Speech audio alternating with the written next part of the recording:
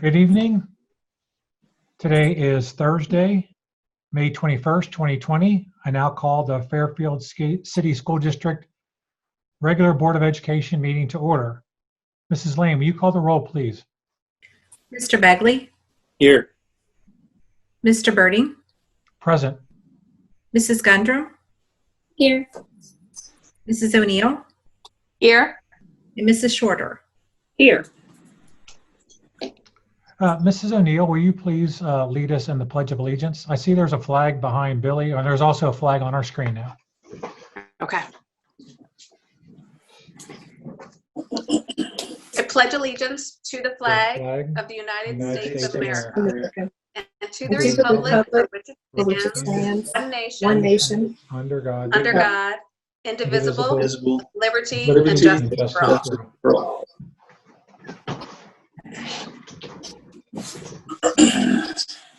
Thank you, Mrs. O'Neill. Our first item on the agenda is presentations and resolutions. Mr. Smith. Yes, thank you, Mr. Birding and members of the board. We do have two presentations scheduled this evening. Our first presentation is always a very special presentation that we do each May, presentation of our Golden Apple Awards. These awards are only given out to a select few individuals in our schools and or departments. This presentation provides us with an opportunity to celebrate some of our employees. We take pride in being a school district that puts kids first, and we're very proud to recognize our employees this evening for what they do day in and day out for our students, our families, and our community. This year, as with many of our other celebrations, we have had to make some adjustments. And Gina will read some names, but she will also share with you a plan that we have in place to celebrate all of these special folks as well. So at this time, I'll turn it over to Mrs. Gina Gentry Fletcher. Thank you, Mr. Smith and members of the board. Each year, the Fairfield City School District recognizes staff members who go above and beyond their normal responsibilities with a golden apple. This crystal apple is very significant recognition for the work that they do with our co-workers and also with our children. Because of COVID-19, we can't celebrate with them in person, so we are going to read their names tonight, and then there'll be a video showcase that's going to air sometime this evening. So the 2019-2020 Golden Apple Award recipients this year are from Transportation, Tina Marie Flynn and Kathy Mays. From North Elementary, Nancy Finn and Linda Bowen. From South Elementary, Roxana Wyatt and Deanna Bays. From East Elementary, Maria Salazzo and Allison Collins. From West Elementary, Carla Wisty and Jeanette Fisher. From Central Elementary, Kathy Falkenthal and Melissa Ponton. From Compass Elementary, Jenny Ledbetter and Tiffany Hoffman-Reese. From the district office, Ron McWhorter and Vicki Treglia. From Creekside Middle School, Robin Turner and Lisa Splon. From Crossroads Middle School, Katie Donahue and Ike Edwards. From Special Services, Susie Keys and Allison Bunger. From the Freshman School, Aaron Horn and Allison Loges. From the high school, Rico Calle, Mike Massey, and Willie Bolden. And special superintendent's recognition goes to Sandy Stegman and Bill Rice. And last but not least, Lori Leslie from the Academy. A video showcasing our honorees is going to be posted, as I said, this evening on this Facebook page. I'd like to give a special shout out to Angie Neal. She's our coordinator of district information. She produced this video with an assist by Gabe, a 6th grader at Crossroads Middle School. Thanks, Angie. That's all I have.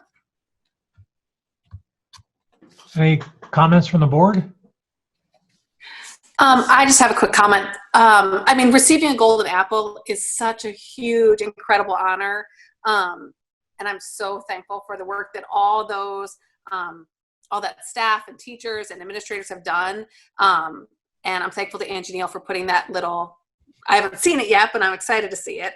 So I just want to thank everybody for all their hard work. And it would be great if hopefully by next year, this is always one of my favorite meetings when we're doing the Golden Apple Awards, just to recognize them for all their hard work. I mean, it's a lifelong goal to get that Golden Apple. So I feel like it'd be great if next year, hopefully we're all back together by the time we do this, maybe we can honor those honorees again next year, just so that there's kind of that in-person experience. I don't want to take that away from them, because they definitely all deserve it. They're great candidates. So I just want to thank them. I'd like to also say congratulations to all of them as well. It's such an honor and privilege. It's fantastic. They've done such great work. And I do agree with Carrie. It would be nice to be back in the same space with them, acknowledging their greatness. Yeah, I tend to agree. A golden apple seems to be won or awarded day by day throughout the school year, and to only recognize them by saying their name here doesn't feel like near enough. I certainly appreciate all their efforts. I also want to echo those sentiments. I think it's great that we're recognizing the work that everyone does over time with something like this. And I want to send a virtual shout out and handshake to all of the recipients. Yeah, I'm sure it was probably a very difficult decision this year for each building principal who gets the golden apple, because of this, the pandemic. I'm sure there was many staff members that were doing the work that were deserving of such an award. So I'm sure the principals had difficult decisions to make, and I'm sure that the award winners are deserving, but I'm sure that there's also other ones out there as well. And so thank you to everyone that did win, and thank you to all of you that were at least considered for the award, because you've gone above and beyond our expectations during this time of crisis. So thank you all very much.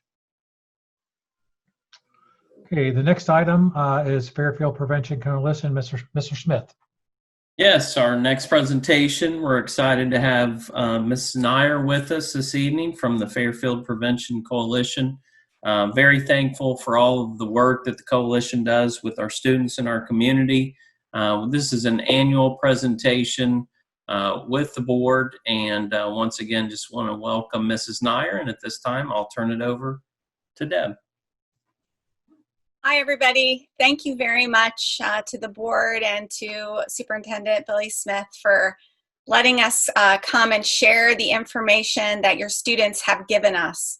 The information that I'm going to share tonight is through the student drug use survey, but it doesn't just focus on drug use itself. It also digs into social-emotional needs as well as feelings of safety. So hopefully you'll find this information useful in moving forward and making your decisions as a board, as it guides the work that we do as a part of Fairfield Prevention Coalition.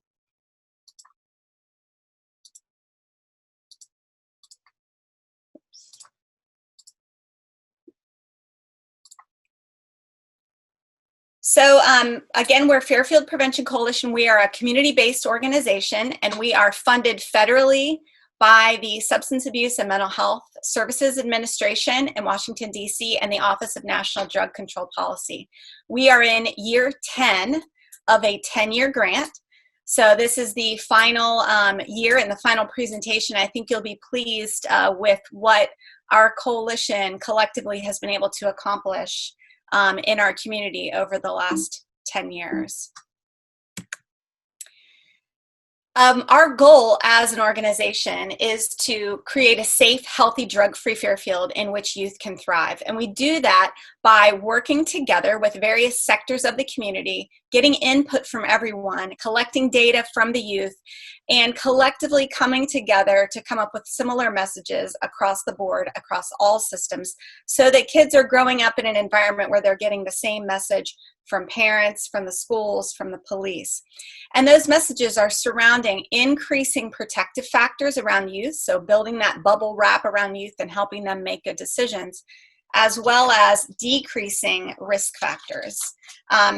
Our coalition is run by 2 people who are Ohio certified prevention specialists, and together we work with the community members to build leadership, to build peer mentoring, community collaboration, and policy advocacy. In the schools specifically, we have 3 programs that we use, through which we provide direct service to Fairfield youth. We have Leaders in Training, which takes place in both of our middle schools. This is grades 7 and 8. You'll see a picture here of some of our high school peer mentors with some of our mentees. Through this, they learn life skills, they learn to get to know themselves, they learn to serve others, and then they receive mentoring from high school students. We use evidence-based curricula, including asset development, as well as life skills development. After those students complete Leaders in Training, they move on to the Freshman Youth Coalition. We continue to work with them twice a month after school and help to build a positive school culture, help them to identify issues that they face, and then give them the skills and the tools that they need to prevent behavioral health issues. Finally, our high school coalition is grades 10 through 12. We train our high schoolers to be mentors to middle schoolers. So those middle schoolers are receiving mentoring from these high school youth coalition members. But in addition, we are teaching them prevention science. We meet with them twice a month after school. We do skill building and planning, execution, and evaluation and public speaking of prevention initiatives. And then we teach them and equip them to be able to advocate for community change. And I wanted to share a story with you of one of our alumni, Hasan, and here's a picture of her, and she would like to tell you a little bit about what advocating for policies looked like for her. Hi. My name is Hasan, and I spent 4 years in the Fairfield Prevention Coalition in high school, and now I am finishing my senior year at Case Western Reserve University. And I just wanted to speak briefly about how my experiences within the coalition were incredibly impactful on my life. For me, I spent a lot of time influencing policymakers through attending and giving a speech at the We Are the Majority rally, and also I had the opportunity to speak to City Council, and it really taught me throughout those years how to, 1, better my public speaking skills, but also how to take a solid stance on an issue, and then 3, use my voice to stand for change. And those skills were so critical to learn during high school, and I'm very grateful for the coalition and its ability to help me get those together. And those proved even more impactful moving forward into college, where now I lead all the undergraduate efforts for diversity and inclusion. So I'm constantly speaking with university administrators, pushing for different initiatives and proposals. And I don't think I would have had the leadership skills and ability necessary to advance that position if it were not for all the awesome experience and exposure I got as part of being part of the Fairfield Prevention Coalition.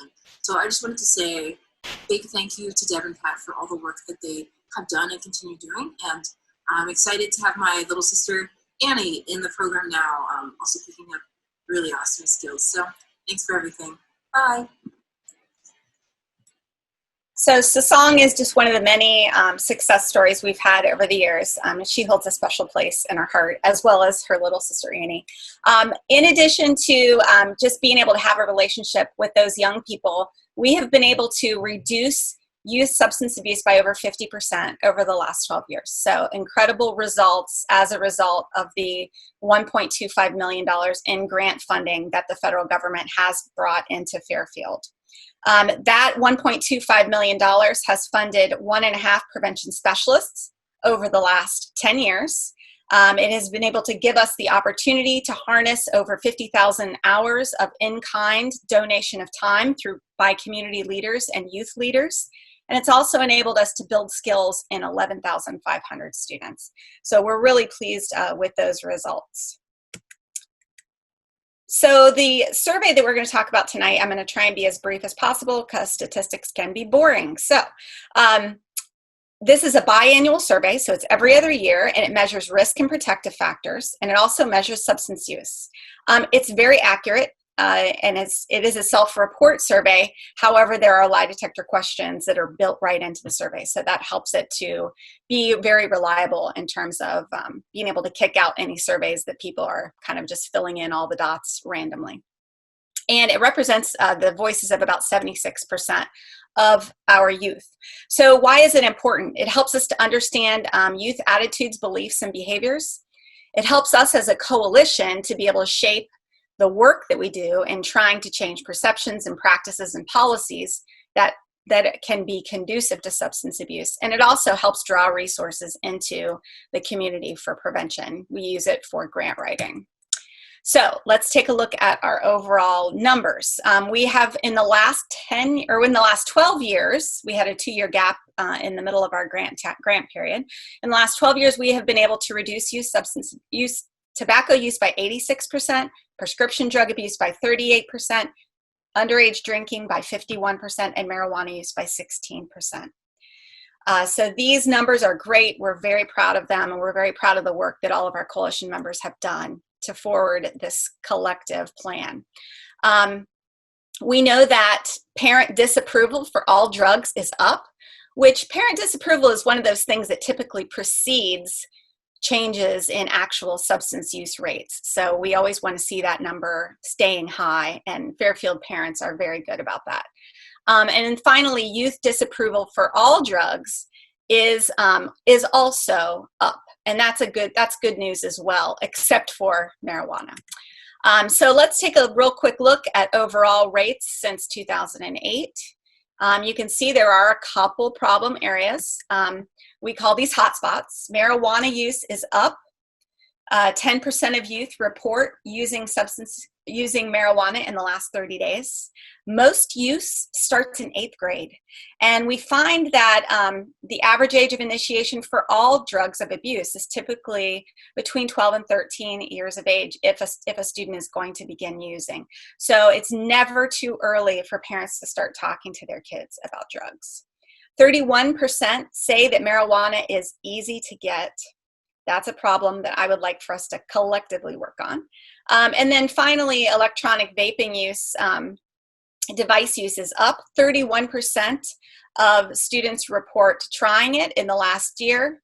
41% say it's easy to get. So obviously, we've got new Tobacco 21 laws. This survey was administered prior to the onset of those laws. So hopefully that will help that number a little bit, because that's an awful lot of people that say it's easy to get vaping devices. So we hope we can change. So all right. It does not want to go to the next slide. There we go. Okay. So one of the things I'd like for us to think about, in addition, this survey identified we know that in the midst of COVID-19, that stress is up and suicide rates are up. And this comes on top of the fact that over the last 10 years, suicidality is up by 35% in the United States. So one of the things I think we need to consider as a school district is how is COVID-19 going to affect stress and suicidality among young people, and what can we do to help young people feel safe in their environment? So we basically look at 4 different substances of abuse. These are the 4 substances that youth typically begin with if they are going to use. Over and over again, alcohol is usually one of the ones that's the most commonly used. We have, again, seen a decrease. You'll see if the numbers are green, that means the number is moving in the right direction. So 30-day use is down, perceived harm is up, peer disapproval is up. This is all good news for us and shows that the work we're doing together is having an impact. One of the things that we're facing, though, is basically a change in culture where we've got high alcohol content beers that are very common in people's households. People are drinking craft beers. Some of the beers have as much alcohol content as wine, and people are drinking large growlers of them. So these are things we need to keep an eye on as a community. In addition to that, we're seeing a change in culture where alcohol is becoming more available in homes, outdoor events, and in outdoor recreation areas like Hamilton and Liberty Center. We also are seeing alcohol ice creams and frozen treats. We're seeing curbside pickup and grocery pickup where we're not sure how I guess, staunch that organizations are being in terms of checking IDs when we send our kids to pick up our groceries at the grocery store. So these are things that we might want to keep an eye on, and we're going to be doing some evaluation of in the coming months. So 4% of youth report riding with a drunk driver in the last year. So that is something we also need to take into consideration. Okay. Tobacco use. Again, all these numbers are moving in the right direction. You'll see specifically if it has an arrow beside it, it is a statistically significant change. So we're seeing peer disapproval of tobacco products, especially cigarettes. Dipping tobacco, cigars is increasing. And if you take a look back what it was in 2008, you'll see just what a huge shift has occurred in our culture. And it's not just in Fairfield. This is a phenomenon we're seeing across the country. A lot of it is due to culture change that's come about as a result of changes in tobacco laws.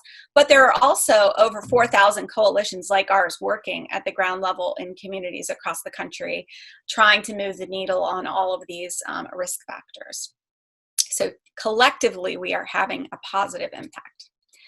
One of the things we are struggling with, though, with regard to nicotine is the use of e-vapor products. And obviously, this survey was administered right on the heels of the EVALI epidemic that was taking place, or the EVALI outbreak, where young people were getting very sick by using vaping devices.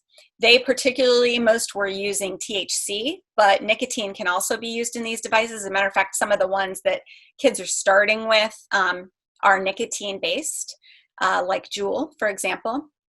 But you can also see THC used in these same products. Even a Juul can be retrofitted for THC. So one of the things we all need to be aware of is you cannot smell it. You can't detect it very easily.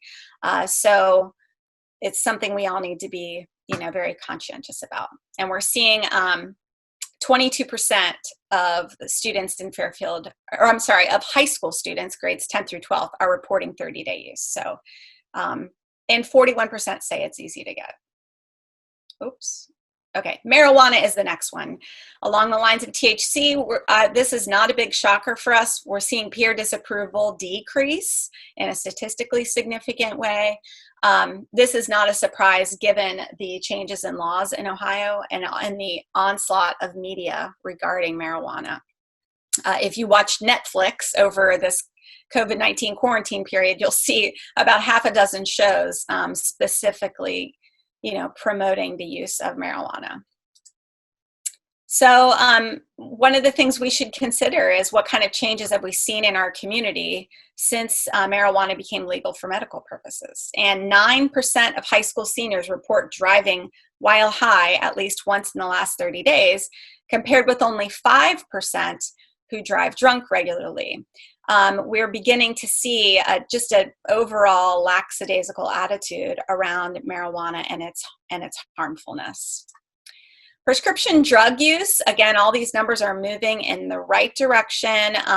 It is also, we are having a good impact on the availability of these drugs. And this is due to a large collective effort that has been going on in Fairfield, including efforts from the Fairfield Opiate Task Force. We have a whole army of young people that are trained in Farming Effects, which is a peer-to-peer medication safety education program that we do each year. We are distributing drug destruction bags. We collectively with the police department have promoted medication take-back days. We've done social media campaigns, educational videos, medication safety education. And then Envision Partnerships has been doing celebrating family groups. There's drug courts. So collectively, I'm so proud of the way Fairfield has worked together to reduce the availability of prescription drugs to young people. And this is actually the drug that is the youngest onset, the youngest age of onset. So it's very important that we as parents and community members are vigilant about this. We are not seeing any upticks really that are statistically significant in heroin or any other medicines. In particular, medication abuse is steady. When you look at our numbers compared to Butler County, Fairfield is doing a great job at maintaining lower substance use, higher perceived harms, higher parental disapproval, and higher friend disapproval overall. So overall, as an organization, we work here in the blue part of the Institute of Medicine Continuum of Care in promoting healthy lifestyles and in promoting prevention for those who have been indicated to need it, and then for everybody in general. And for every dollar invested in prevention, a savings of up to $18 in treatment for alcohol and other drugs can be seen. So it is a worthwhile investment. And if you are interested in supporting our mission, you can go to our Facebook, or our website, www.fairfieldcoalition.org, and we have a donation button there. We are now having to transition from federal funding to funding that is supplied by the community. Even though we did get a partial federal grant that's going to focus mainly on alcohol abuse, we are going to be more and more dependent on our community for funding. So we are asking for help in this time. So do you have any questions? Any questions for Ms. Nair? Comments? Yeah, Ms. Nair, Brian Bagley here. I'm just, the numbers look great, and I certainly appreciate all you're doing. My daughter's participated in this program before, and just, you've really made an impact over this decade of work. I'm just shocked by the first use numbers. They're always so disappointing. I know.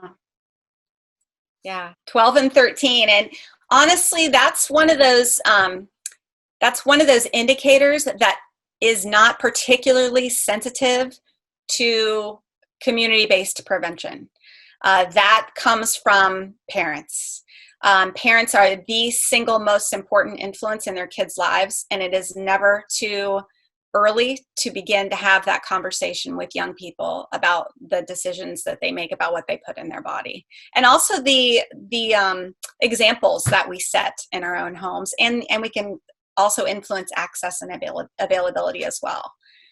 Those numbers of 12 to 13 do not typically change with community-based interventions. They do come from family interventions.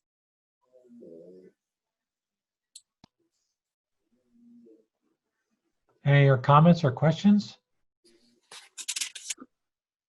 I just want to thank you so very much for presenting today. It's a lot of great information for our students and families to grab hold of, and to let parents know that they are the biggest reason why kids will hold off trying new things. And there's such an influence on them.